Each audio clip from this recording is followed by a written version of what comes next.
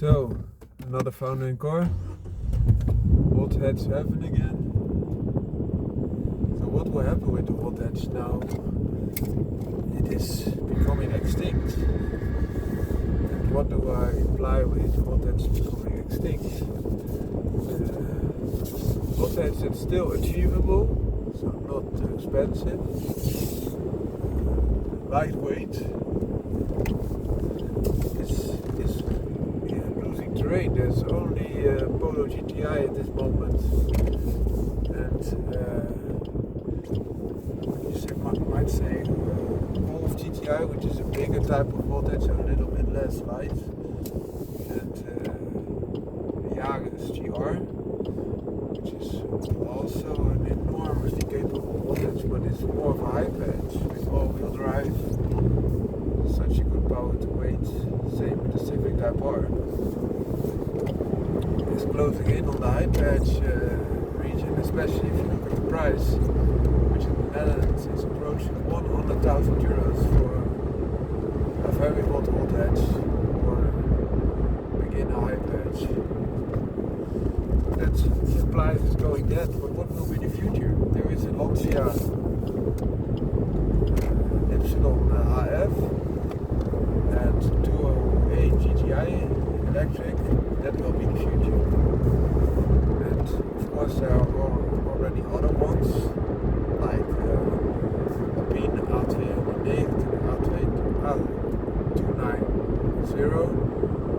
I'm saying it in Dutch, sorry for that, and Awards. But they are in the same price bracket as the Lancia Ypsilon HF. And the Lancia Ypsilon HF offers you so much more. It's about the size of a Golf, so a lot bigger than the other two. It also has a limited slip differential. The only drawback would be that the top speed is limited to I think 160 or 180, I think it's 180 kilometers an hour. And for the Awards like 155, 160 kilometers an hour. So the hothatch will become slower. And on the other hand, you see something else happening. The engines, 1.2 turbo, 1 liter turbo, etc. up to 1.5, they are still quite achievable because they are not being that enormously costly, and they have a turbo engine. Okay, you might say, but they are still not GTIs, not hothatches. You're correct. But because of the turbo engine, they can be made a lot more powerful by a simple software adjustment.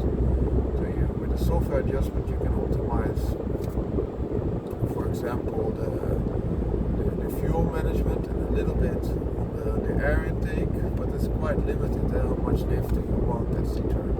Oftentimes you also need camshafts to do that. But with a turbo engine you can also adjust turbo pressure. So with more pressure, the turbo is forcing air into the engine, you will get a lot more air. If you also optimize gasoline or whatever kind of fuel you use, you have a two-strike approach. And with that being said, you can optimize both